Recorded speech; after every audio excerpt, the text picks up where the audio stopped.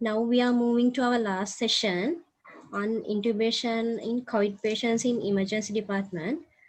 To present the lecture, I would like to invite Dr. Chamra Berugodarachi, consultant emergency physician, currently attached to District General Hospital, Chilab. Over to you, sir. Thank you very much. Good morning, dear friends, and thank you very much for GMOA and Sri Academy for this opportunity. I would like to start from where Dr. Nilan and Dr. Bhaginder stopped while thanking them. We'll move to a couple of case scenarios, which are hypothetical case scenarios, and you can use your chat box to answer some questions. Yeah, so case number 1. This is a 45-year-old female who is a previously well patient, transferring to a district general hospital or a general hospital from a peripheral hospital. After diagnosing COVID-19 8 years back, and at that time she had only mild symptoms, but now she's getting progressively worsening dyspnea and hypoxia. And her saturation level is not responding initially to conventional oxygen therapy, as Dr. Bhaginder and Nilan said. So they have tried some low flow devices to give oxygen, and it failed with time. And they have tried high flow nasal cannula with maximum setup 60 liters per minute, and about it can reach up to 9 to 95% of FiO2. So they have tried, but poor response. And since patient is deteriorating, they have transferred to the next level.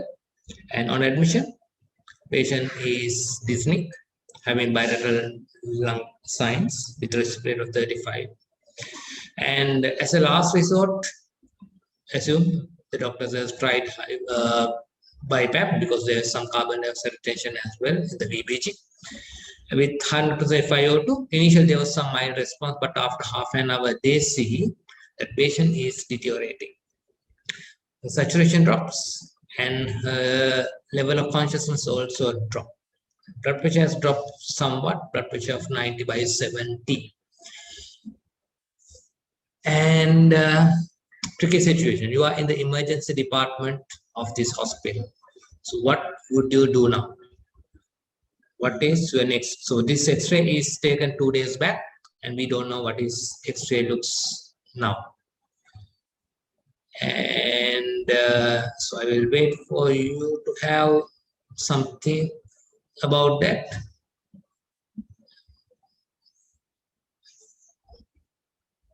Unfortunately, I can't see the chat box.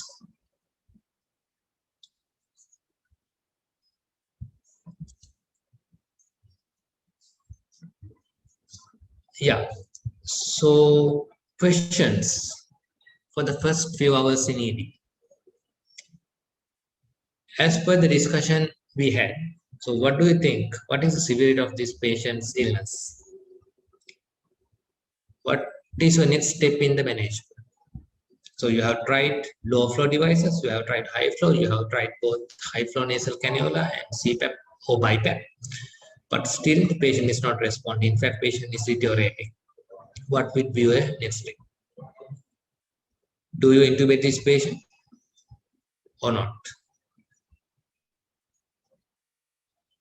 Since I can't see the chat box here, I assume that there are some answers here. So if you decide to intubate this patient, do you intubate the patient now? Or if not, when? And where do you perform the intubation? Do you do it in your emergency department? Do you move this patient to somewhere else? What are the safety measures do you think? Because you know this is a COVID positive patient. What are the safety measures you think doing? And what are the risks to the patient? So this patient is definitely a crashing patient. He's desaturation, she's desaturated, she's tachycardic, she's hypotensive. And how are you going to optimize this patient before intubation? And if you don't optimize this patient, properly, what will happen? Who does the intubation? And how do you set up the initial ventilator settings in the emergency department? What is the destination for this patient? So after intubation, where are you going to put this patient? And at last, how do you transport safely? So lots of questions. So let's see how we are going to answer these questions during the next 45 minutes. So we are not getting, as emergency departments, we are not going to get only COVID positive patients. There are some other patients too. It's a hypothetical case number 2. Lockdown time, clear roads, empty roads. 21-year-old motorcyclist, a male patient who has tried to do some stunts on the road, has collided with the bus, and he has got some head impairment with loss of consciousness with obvious signs of head injury. He is admitted to district obese hospital where CT facilities are not available, and he has clear signs of head injury with GCS of 7. And there are no obvious other injuries, but he is to be transferred to a nearby district general hospital, which is 45 minutes away, for a CT brain. Again, what are the management priorities for this patient before transfer? Patient has got obvious head injury. Patient has got obviously low GCS with threatened airway. So do you intubate this patient? What are the concerns related to this intubation? Because in this COVID era, this patient does not have any contact history, any non-contact history of COVID. He's not from a lockdown area. As per the information available, he didn't have any respiratory symptoms.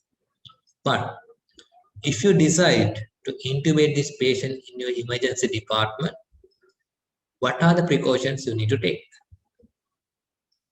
Again, the same questions as per the first case.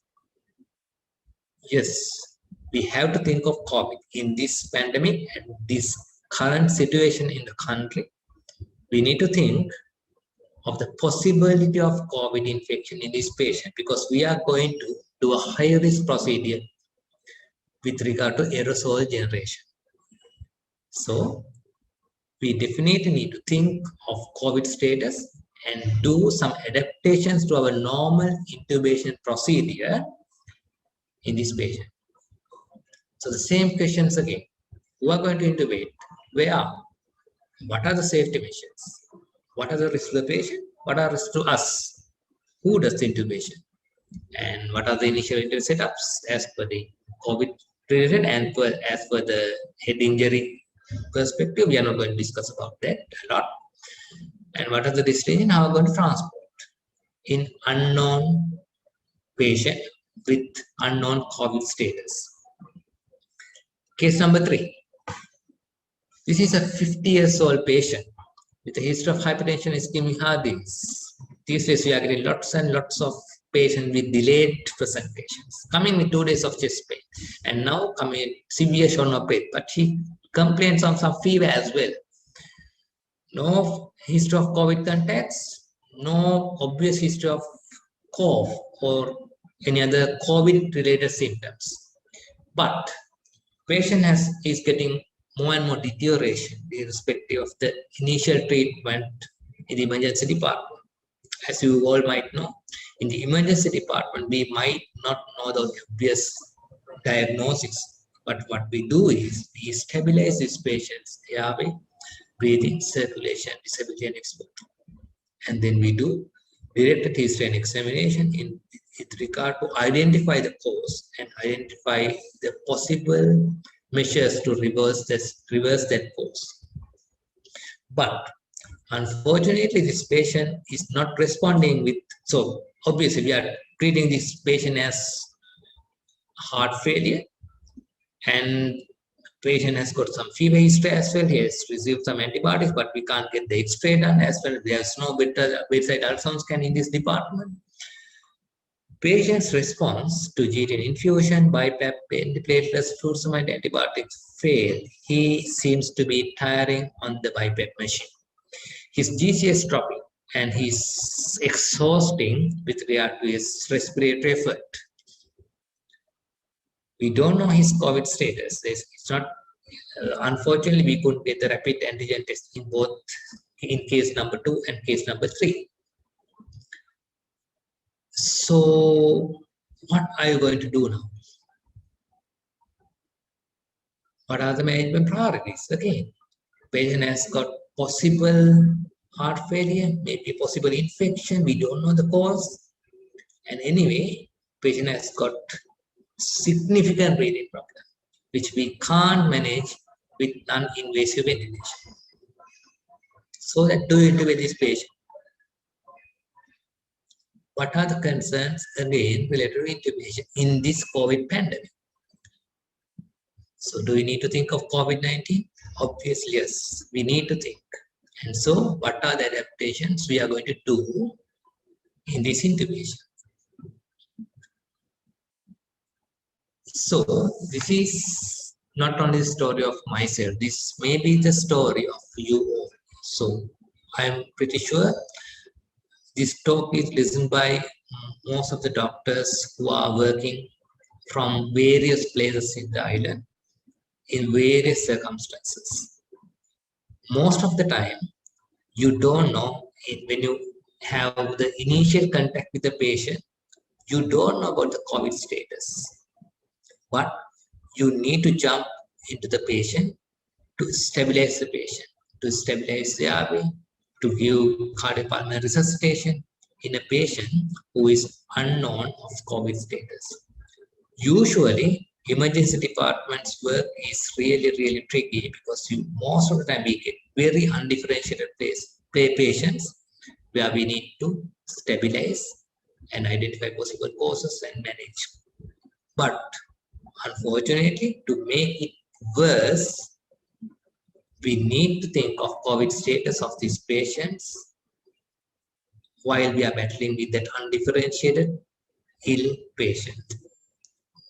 So most of the things I'm going to talk here is related to the emergency department, ATU or PCU practice, but the principles I'm going to discuss will be valuable and applicable to other setups as well, to ward setups, intermediate care centers, COVID hospitals, ICUs as well with regard to airway management.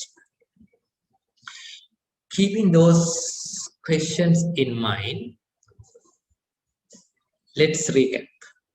We know that COVID-19 is a respiratory virus. So patient is affected with COVID-19 virus, and most of the time the respiratory system is affected. But we all know that it can affect other systems as well. So what we normally do is we manage the respiratory system, we manage the other system. But now it's tricky. While we are doing this work, we need to think of infection control as well, because we need to safeguard ourselves. We need to think of our safety while doing the maximum to the patient. So if I protect, I can protect my healthcare system.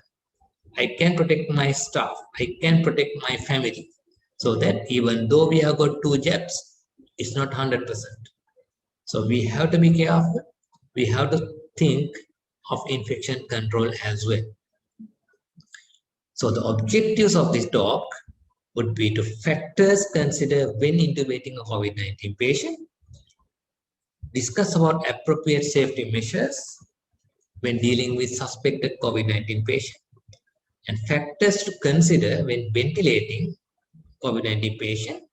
And I'm going through this ventilation thing very briefly because I'm just highlighting what are the initial settings in the emergency department. I'm not going to talk about high-five ventilator setup, so management, because it's very complex, it will be a very long talk. And then factors to consider when transferring COVID-19 patients who have got some airway management.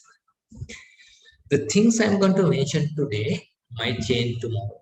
So this COVID-19, as we all know, is evolving disease with evolving evidence. What I have read tomorrow may not be applicable today.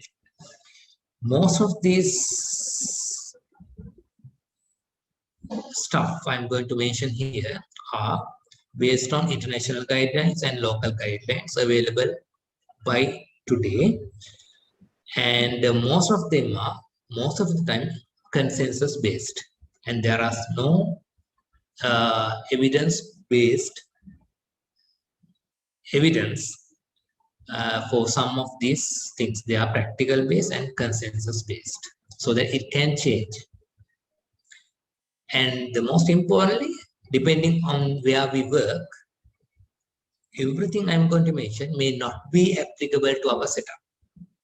But if we know the ideal thing we should do, we can try to make it possible as much as possible. Even though we don't have adequate staff, adequate trained staff, we may not be having adequate space, we may not be having adequate systems, we may not be having adequate stuff, adequate equipment to do all the things I'm going to mention here. But if we know the correct thing, at least we can try, we can aim at achieving that in order to protect ourselves and protect our patients. Okay, so as per the three cases I mentioned, any patient coming to the emergency department who needs some kind of airway management, which are not,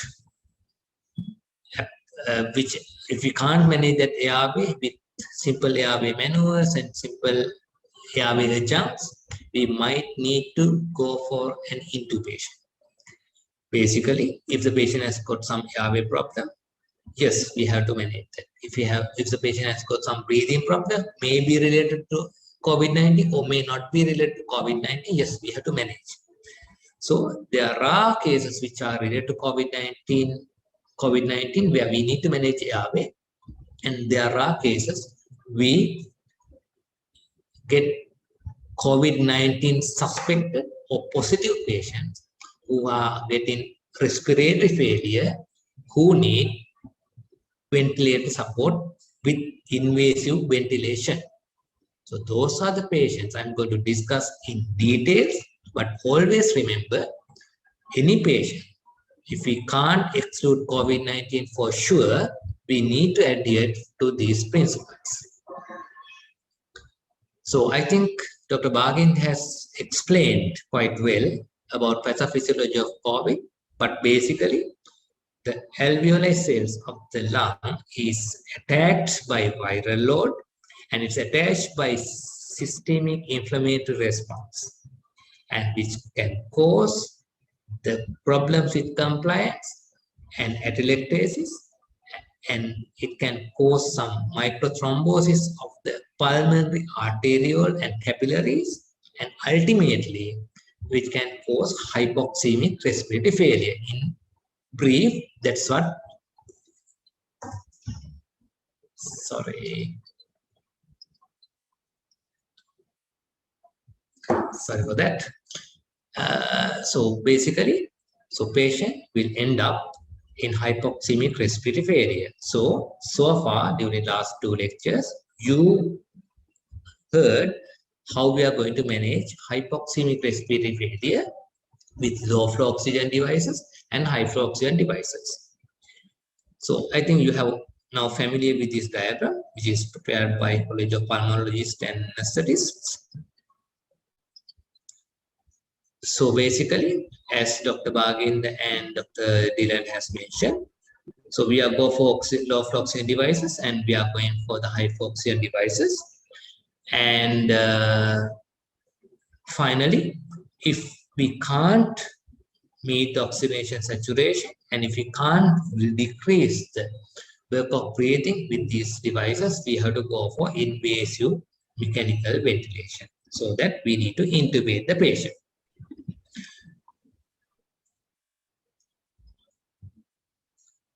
And then you have already, someone is drawn on my screen, that's fine.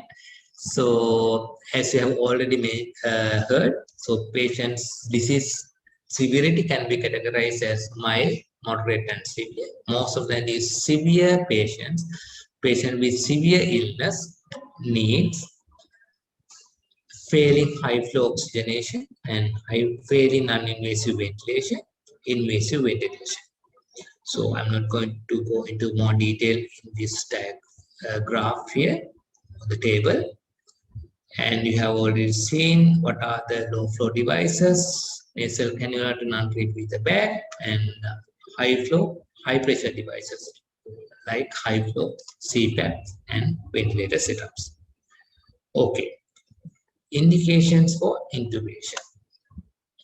If the patient is diagnosed or suspected of having COVID-19, basically they are intubated due to oxygenation failure. There is no defined saturation target for oxygenation, but it is altogether a clinical decision based on the numbers and the patient's condition. And if the patient, even though the numbers are good, if the patient is having respiratory distress, not just tachypnea, respiratory distress, the involvement of accessory muscles and inability to complete the sentence in one breath, and if they are tiring, yes, we need to go for intubation. And the clinical trajectory, this is sometimes it's not that applicable to the emergency department setup, but in ward setup and in ICUs, if the patient is deteriorating irrespective of these treatment modalities, yes, we need to go for intubation and ventilation. Okay, so intubation and ventilation is a double-edged sword because we need to think about the patient care. If the patient is not intubated at correct time, it's not good for the patient. On the other hand, as I mentioned, as per the international evidence, in earlier stage of COVID-19 pandemic, 1 in 10 intubation would lead to, they found that would lead to transmission of COVID-19 to healthcare worker. So it's a high-risk procedure for the staff too. And if we decide this patient needs intubation, we need to decide when we are going to do that, because it's said that COVID-19 intubation should be safe, it should be accurate, and it should be safe. It should be safe to the staff and the patient, and it should be accurate, and because patient, we should try for the first pass success of the intubation. We can't allow patient to have 2 or 3 attempts of intubation. And this intubation should be swift. That's most important, timely. In earlier stages of COVID-19 in European countries and in China, they thought that early intubation would be better. If the patient deteriorates, without depending on high flow devices, high flow nasal cannula and CPAP, BiPAP, they went into intubation. But later they found that it is detrimental to the patient. That means it can cause lots of ventilator-induced lung injury and systemic injuries. So their outcome was poor. And now recommendation is, we don't have to do, it's a balance. We don't have to go for very early intubation. At the same time, we can't wait for the patient to have multi-organ dysfunction and patient to crash intubation. That will definitely affect the patient in a detrimental way. At the same time, if we rush in front of a deteriorating, a crashing patient, if we rush for intubation, there is high chance that we can fail. We can fail in 2 ways. We can fail our procedure, we can fail our intubation. At the same time, we can fail with regard to our protection. we can fail in donning and doffing of PPE, we can fail in the proper technique of intubation. So it is not good for the patient and it's not good for the healthcare staff. That's why we say this intubation has to be safe, it should be accurate, and it should be timely or swift. Okay, intubation procedure.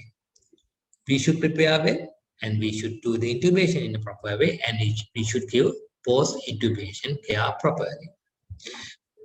We say that intubation in emergency department always is a difficult procedure. All the intubation in emergency department are difficult intubations. That's why we always try to use checklists.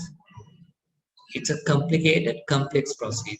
So, for example, if pilot is flying an aeroplane, usually how they do that is always they adhere to a set of checklists. Likewise, in emergency department, in any intubation, which is a complicated procedure, always in one step it can go wrong and it can affect the patient's outcome. So that we always advocate using checklists for intubation. But now with this COVID pandemic, with COVID related concern, it has become more complex, more complicated. That's why we always advise you to follow a checklist. There are a number of checklists available. You can browse and see there are various checklists available made by various institutions. And this is one of them, just I got from international literature. And this looks complicated, but it's very comprehensive. That's why I selected this for this staging session. And you can see most of these steps are at the preparation phase. And then in the room, we do these procedures. So let's see how we are going to do. Fine. So the first step, the preparation. In the preparation, we need to think about our personal protective equipment. That is PPE.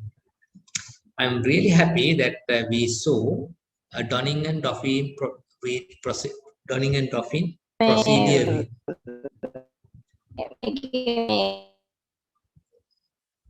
Yeah, donning and doffing procedure video. So I'm really happy that you highlighted the importance of accurate donning and doffing of these patients. So we need to think what are the adequate and appropriate level of PPE we need to use in these patients. And at this time in the world, there's a huge supply versus demand mismatch of PPE, even in developed countries. So what about us? So we definitely have some issue with the supply demand of the PPE. That's why we need to understand the rationale and we need to know what is the appropriate PPE for these procedures. So this is where the term aerosol jetting procedure come into play. We know by this time COVID-19 is transmitted in 3 ways.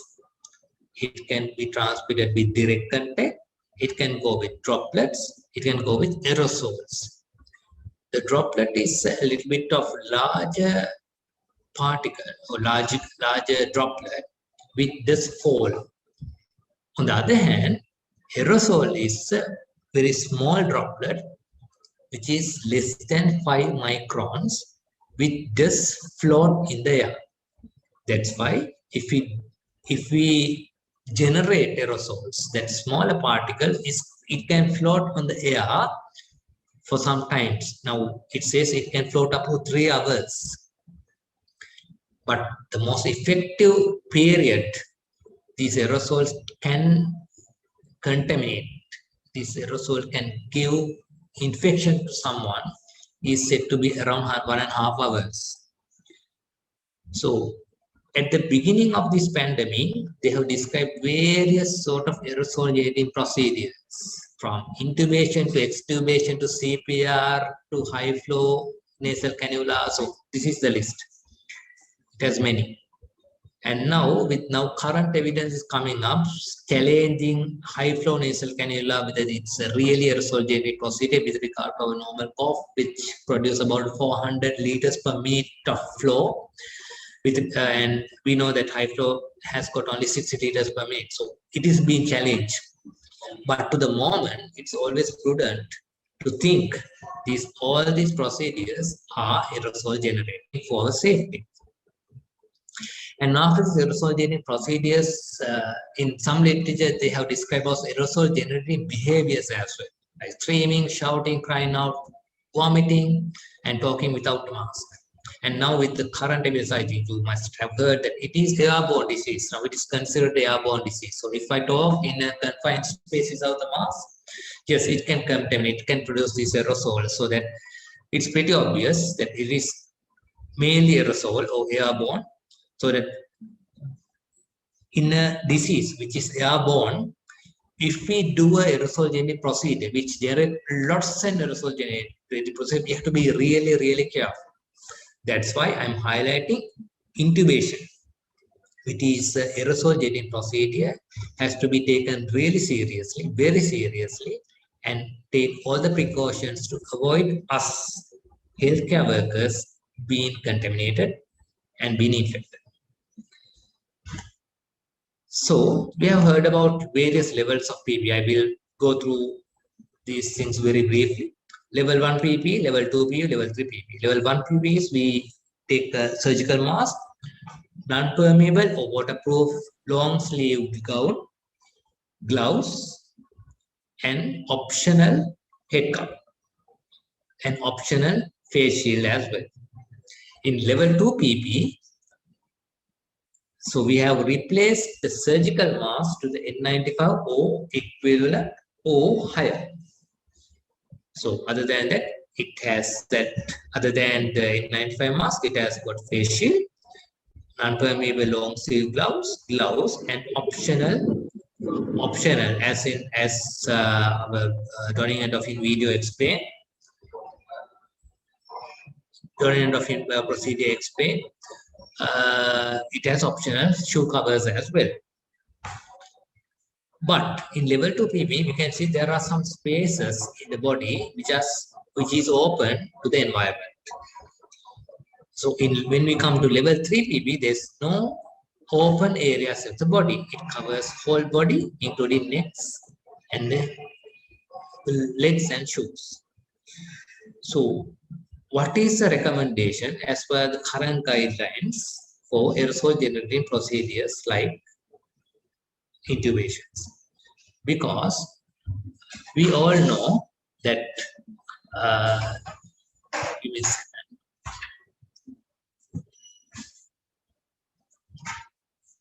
thank you. So we all know that aerosols can contaminate us and we can be infected. And as per the current literature, what they recommend is level 2 PP for intubation or other aerosol generating procedures. It can be level 3 if it is available, but level 2 is WHO and local guideline recommend level 2 and level 2 PP or above. And you might have seen that over coveralls, which is what we call a bunny suit, which has a zipper and we can jump into that. And we most of the time when in the healthcare staff we see that patients are, the healthcare staff is using coveralls. It is a level 3 PP. It's a part of level 3 PP. It's not a harm to use it if it is available. But always we need to know how to don these PP and how to dock it properly. Because as per the literature, most of the time, healthcare staff in the world is infected with COVID-19, not because they don't have PP, but they don't know how to don and how to dock PP. That's why I think that the video, the awareness of the donning and doffing procedure is very important. So if you use a coverall, I have put it up, but it is very difficult to donate off without getting contaminated. That's why I am emphasizing, if you do it properly, doff it properly without getting contaminated. Okay, this is the WHO guidelines. So it recommends level 2 PP with the optional neck cover, head cover, and shoe covers. And this is the local Sri Lankan guidelines, which also explain the same. So we don't need to go for higher PP unnecessarily. But if it is available, that's fine. But you need to know proper donor and doffing procedures. And this is very important thing. So always use PPE for patients. What I mean from PPE is you give a surgical or medical mask to the patient when they come to the institution. Especially if the patient is given nasal cannula oxygen, high flow, or in non-invasive ventilation, try to put a face mask over their oxygen delivering device. That will minimize aerosol generation. And never ever forget 5 moments of hand hygiene. Never ever forget proper donning and doffing procedure. I'm not going to discuss this, but I emphasizing, please use it properly and always use a buddy system as mentioned in the video. Okay, so we are in the preparation phase of our intubation now. So to come back to our proper lesson, so we are discussing about intubation checklist with regard to COVID-19 intubation. So we are in the preparation phase. We discuss about personal protective equipment, and then we need to think about allocated roles. So again, as I mentioned, these things might not be available in your department or in your hospital. You may not be having this much of space for isolation rooms, negative pressure rooms, but if you know the basics, if you know the correct way, you can at least try to reach to that level, because these are for our safety. Okay, so idea is we have to minimize people inside the patient's area, patient's room, when we are doing a aerosol generating procedure like intubation. So mainly what is recommended is 3 people inside, 1 person to intubate, 1 person to work act as the team leader, and the same person to administer drugs, and 1 person to help with the intubation, to pass the bougie and the tube, and sometimes to apply the burp manually. So if we have a negative pressure room, that's fine. If we have isolation room, that's better. But if you don't have any, we can aim for that. But that is the recommended thing. And always we need to plan in between these healthcare staff team members before going into the room. So inside the room we have got 3 people, and outside there's a runner with full PP in case if we need some additional help, and outside we can have the scribe and second runner as well. And we can have this checklist inside room so that we don't have to communicate with exterior always, but you need to have, if we are doing this procedure inside the room, maybe inside your HDU, maybe inside your ICU, there should be some kind of communication, maybe with a speakerphone with the exterior, otherwise you can't communicate in case of difficulty. And as I mentioned, so we have to try for the first pass intubation. So in COVID era, we might need to give this chance to the most experienced person in our team. And yeah, so that is the preparation phase. So in the preparation phase, number 2 is preparing of the equipment, because when you go inside the room or inside the patient's area, we can't have each and everything passed from in and out. So we have to have a proper checklist and take whatever necessary inside. And I'm not going to go into detail, but there are some preset COVID-19 intubation checklist, intubation equipment checklist. You can use one of them, and you have to take adequate amount of drugs inside. You have to take adequate amount of drugs to fully paralyze and fully sedate this patient, because we don't need patient to buff on the tube while we are doing, which can cause lots of aerosol generation, which can affect our safety. And we have to know about patients' existing medical conditions and their weight and everything when we go, before we go inside the room. Okay, so we have to, before going to the room, we have to prepare for the difficulty as well. So we might know about the assessment of difficulty and in failing the first attempt, we have to go for the plan A, plan B, plan C, and plan D. So this topic is beyond the aim of my talk today, so that I'm not going to talk in detail, but always keep in mind that you have to prepare for difficulty, anticipated or unanticipated difficulty. So in case, even though you are not getting all these equipments inside the room, there should be some kind of communication to get this equipment for the plan B and plan C if the ARV attempt, intubation attempt has not gone as per plan. Okay, so now we are going into the room.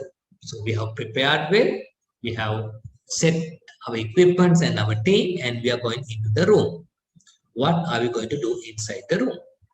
So first thing, in front of the patient, we can visually assess the patient's ARV, the difficulty of ARV. So we can use lemon mnemonic, or we can use an Macocha score, whatever convenient to us. And then monitoring has to be in place properly. Cuneiform capnography in this situation is extremely important, so that I always advise, if possible, to have waveform capnography and IV access, optimizing the positioning to minimize intubation failures, and pre-oxygenation. This is very important. If the patient is diagnosed to have COVID-19, they have really sick lungs. So their apneic time is less than a normal patient, or compared to a patient coming with a road traffic accident with healthy lungs. This patient has got very sick lungs. So their apneic time will be very low. And to make it worse, we might be starting for the intubation procedure with some relative hypoxemia. The saturation may not be adequate. Our aim should be to optimal pre-oxygenation to make this apnea time as long as possible. Otherwise, there's high chance that patient get desaturation and patient get crashed while we are doing the intubation procedure. So at least 3 minutes of pre-oxygenation is advised. And if the patient is breathing spontaneously, we can use our bag valve mask with highest flow available, 15 liters, for the patient to breathe in and out. And we can use Maple's circuit if it is available, or anesthetic circuit if it is available. It is very important if we can apply some kind of PEEP during this pre-oxygenation phase. That will be very beneficial for this pre-oxygenation phase. If you are doing it with the bag valve mask oxygenation, we can't achieve that kind of PEEP. But if you listen to some kind of international podcast, international literature, and free online medical education resources, you might have heard of Scott Weingart, one of the leading emergency physician. And he has described in his videos very nicely how to change these bag valve masks with the additional oxygen input to have some kind of PEEP up to 5 to 10 liters while we are doing the pre-oxygenation. But the idea should be to do proper pre-oxygenation. And if patient is breathing, don't bag well mask, don't press the bag. So let the patient breathe. If we ever want to bag well mask manually during pre-oxygen, we have to avoid if possible. Always use a proper grip. Use forehand technique. One person to have a good seal with the patient with the mask. So you can use this vice grip that is recommended, with some other person to very slowly bag the patient. If it is available, video laryngoscope is preferred, but it is not that much widely available. And always use a viral filter in between the mask and the bag well mask or the ventilator circuit. Okay. And at last, this thing, optimizing of the patient. Optimizing the patient. If, as I mentioned, these patients are really sick. They are hypoxic. They can be having some circulatory failure as well. So if we go for intubation without proper optimization, as in our first case, there's high chance they'll get a cardiac arrest while we are doing the procedure. So we need to give adequate fluids, we need to give vasopressors, and we need to optimize oxygenation before doing. That is for the patient safety, and we have to do, if we are deciding that patient needs intubation, we have to go for intubation early before patient gets crashed with proper planning. This is the bag well mask with additional oxygen input to get some PEEP. And as I mentioned here, always we need to use a viral filter in between the patient and the ventilator. Okay, so as I mentioned, do not face mask ventilator unless needed. That means a manual compression of the bag. A 2% low flow, low pressure technique if it is really needed. And when we intubate, so after that we can directly visualize with a laryngoscope, and always we need to directly visualize the tube going past in the vocal cords, and we have to try to avoid endobronchial intubation. And always in emergency department intubation, you might have heard this before, in emergency department intubation, which is a non-controlled environment, it's not a controlled environment. Most of the time we are in front of a crashing patient who are really sick.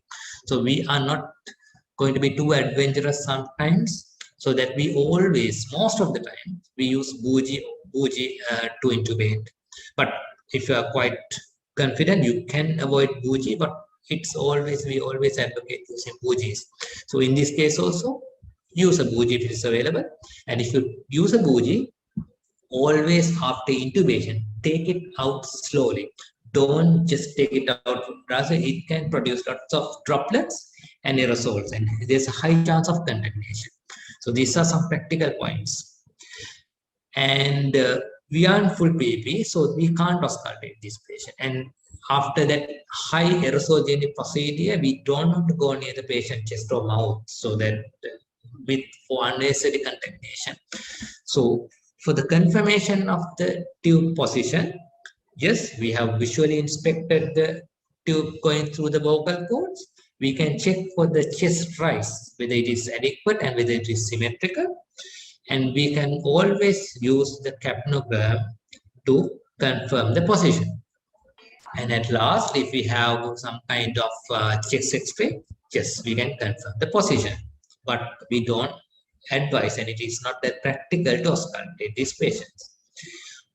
Always after this intubation, before attaching into the bag valve mask or the ventilator, always clamp the tube, put the viral filter, and then attach the ventilator, which is in standby mode, which is not running. It should be in standby mode, and you clamp the tube, viral filter, standby mode ventilator, you attach the ventilator to the tube, and then you unclamp and then turn on the ventilator. So that is all to prevent unnecessary aerosol generation.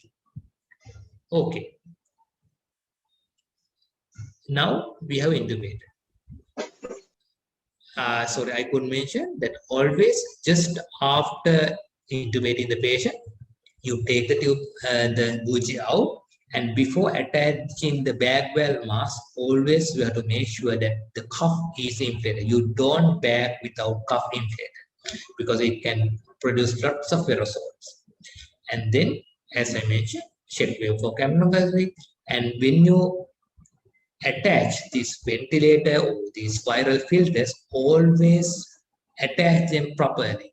You have to push, you have to twist to avoid unnecessary circuit disconnections. And from this point, all the time, if we disconnect the ventilator or any part of the tubing, you need to clamp the tracheal tube. And then, if it is needed, nasogastric tube should be added, and tube can be inserted, and then careful equipment disposal. And after intubation, most of the time we are in some joyful mood and we forget all the precautions, infection control precautions we have taken, and we put all these equipments everywhere. So we have to dispose these equipments properly without getting contaminated. And then doffing of the PPE should be done very carefully with the help of a buddy. Someone has to watch. And then I have mentioned this, the procedure to connect to the ventilator.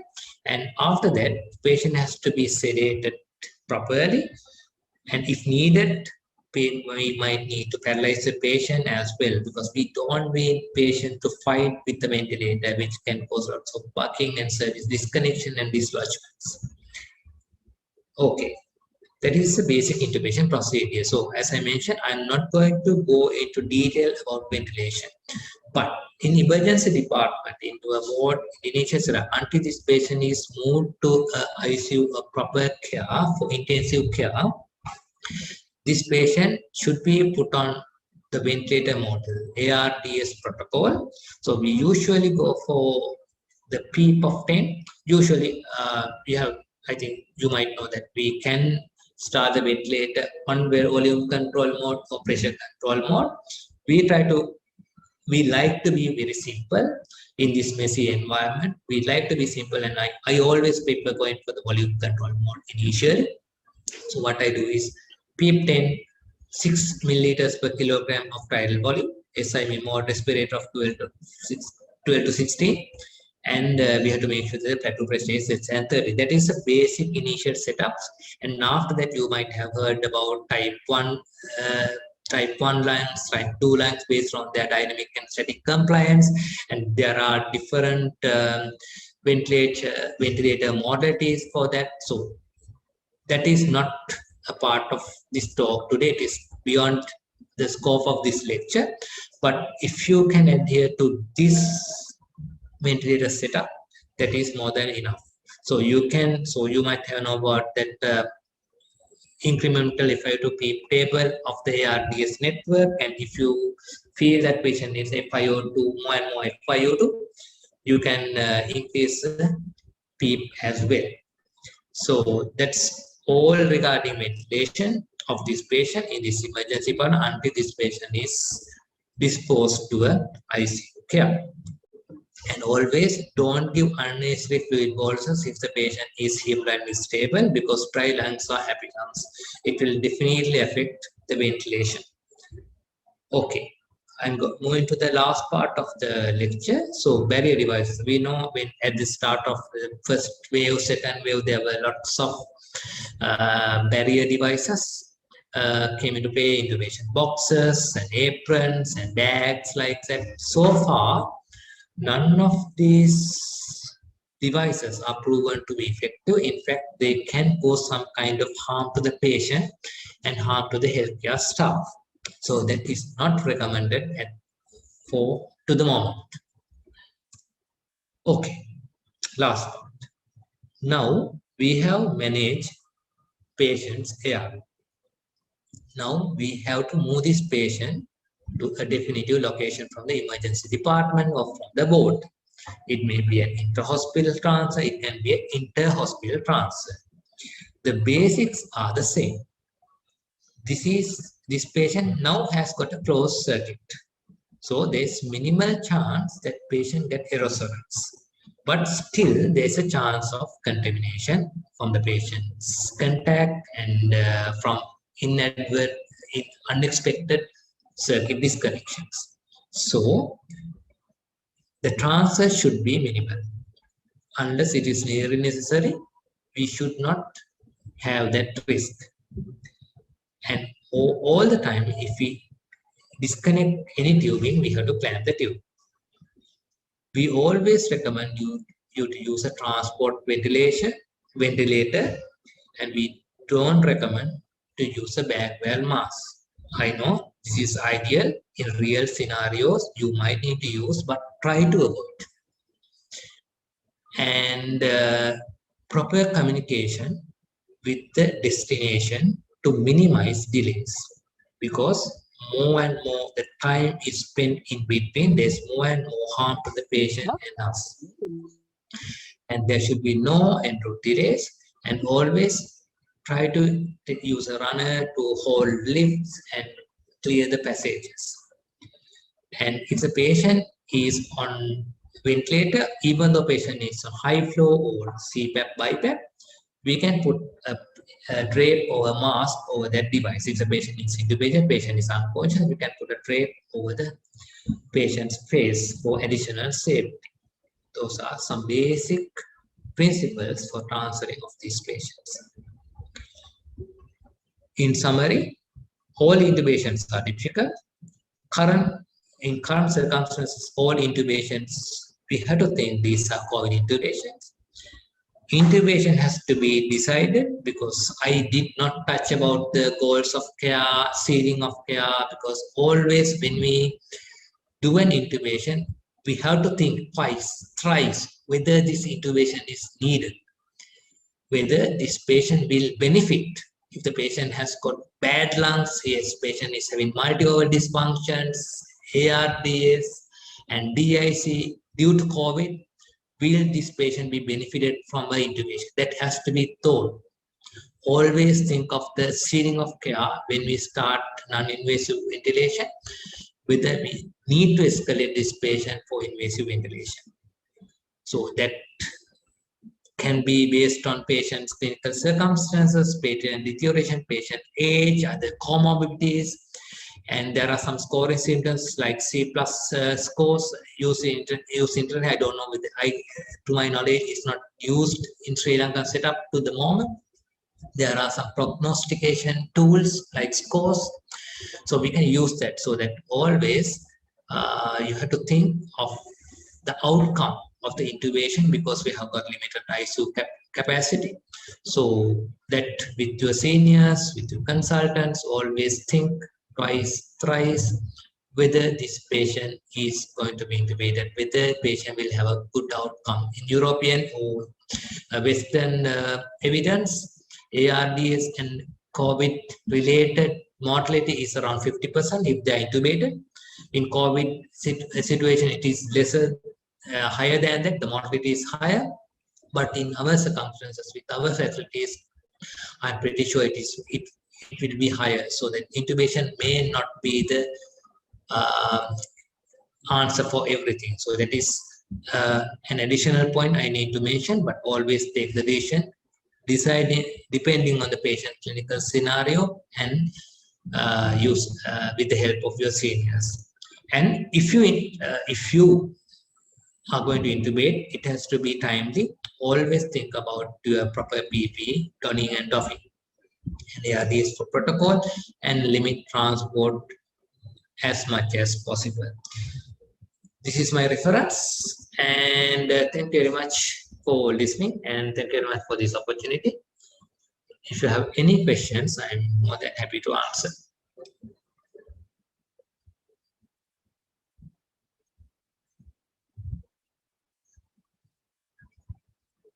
Okay, there are questions. Yes. I will start from the bottom and go up. Do we need level 2 PP to do PCR in intubated and sedated patient with suspected etc.? Very interesting question. The risk of the risk of doing a PCR is that there's a chance that it can aerosolize particles, viral particles.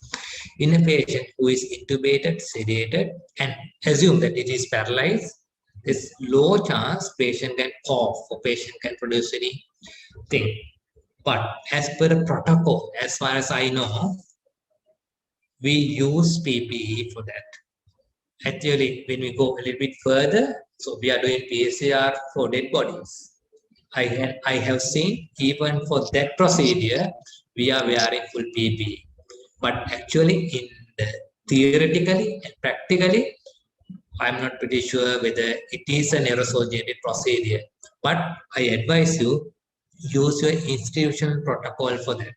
So, so that you must have some kind of protocol in your institution, even though technically it can't generate aerosols, especially in a paralyzed and sedated patient. As per the protocol, we might know it, but it sounds a little bit of a problem. What are the ARV secretion management techniques during intubation? Yes, you can use some glycopyrrolate to minimize secretions during intubation. And always before, so one advice we can give to the patient is, if the patient is conscious, swallow all the secretions patient has got, and if the patient is not that conscious, we can suck out the secretion with that appropriate PPE. But you can use glycopyrrolate if it's not available. We can use atropine acid, but not the best. But that's how we reduce secretions. And when you go up, I think Dylan has answered one question. Does oxygen supply with Hudson mask generate aerosols without nebulization? So Hudson mask is a low flow, low pressure device. So technically, it does not cause aerosol generation as per the high flow devices. But if it is yes, but with the current evidence, it says even though you talk without the proper mask, it can generate aerosols. But there's some kind of risk, but it is not mentioned aerosol generating procedure, Hudson's mask. It's a low flow device. Let's go up.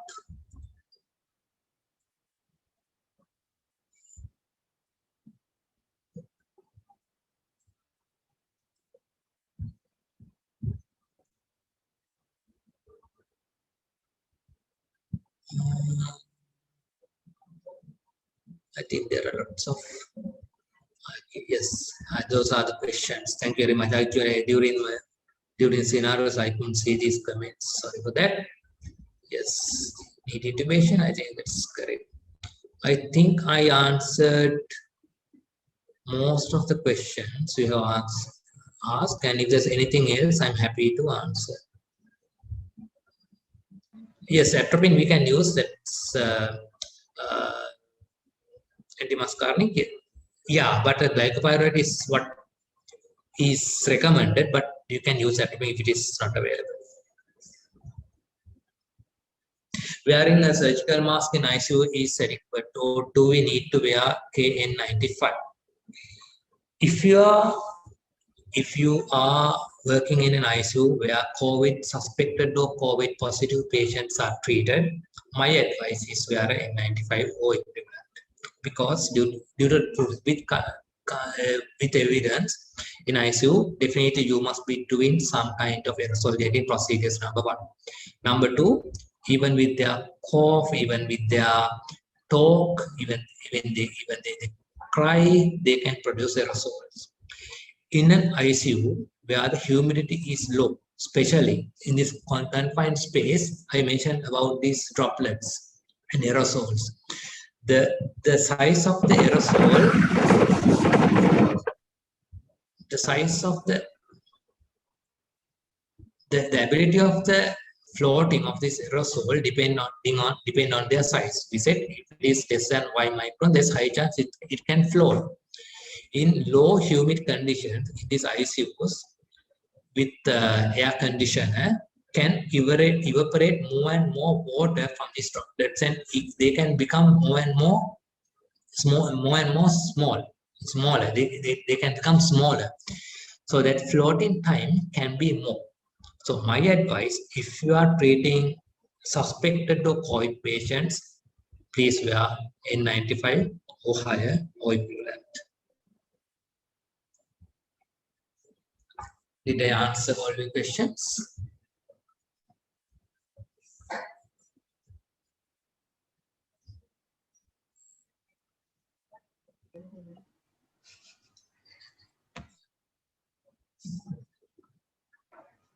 Since there are no more queries, I would like to thank to Dr. Chamara Bergoda for his excellent presentation on behalf of the GMOA COVID Coordinating Center and GMOA Sri Knowledge Academy. There's another one more question, sir. Can we use vented mask, or how can we use non-vented mask in NIV? Okay, this has to be very clear.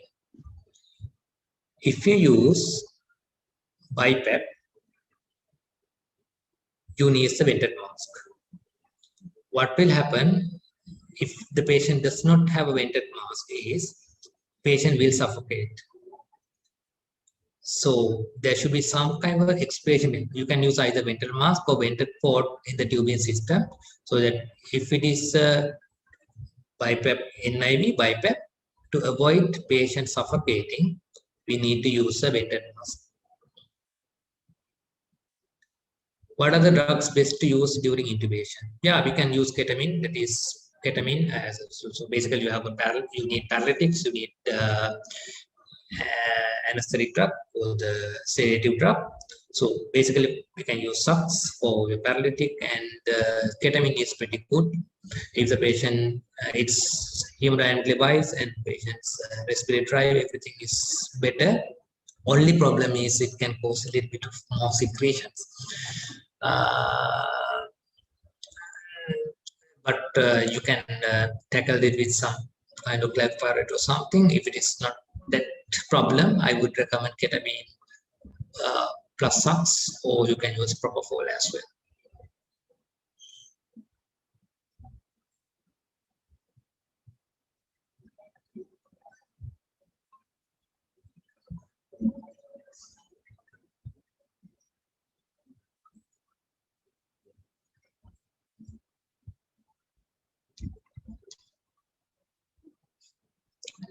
I think that's done all now.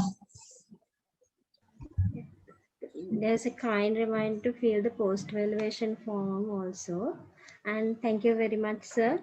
I would like to thank Dr. Sila Nekra Singha, the consultant emergency physician, Dr. Bhaginda Gunawardana, consultant emergency physician, and Dr. Chamara Bergoda Arachi, consultant emergency physician, and Dr. Indika Lanaral, consultant emergency physician, and Natural Hospital, who was the firm president of Sri Lanka College of Emergency, and Dr. Nandana Jayatilaka, consultant emergency physician, Teaching Hospital Peradeniya, who was a former council member, Sri Lanka College of Emergency.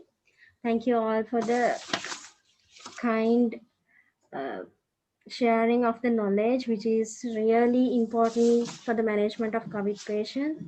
And again, thank you all on behalf of GMO COVID Coordinating Center and GMO Sri Knowledge Academy. Thank you very much, sir. And thank you all for your participation.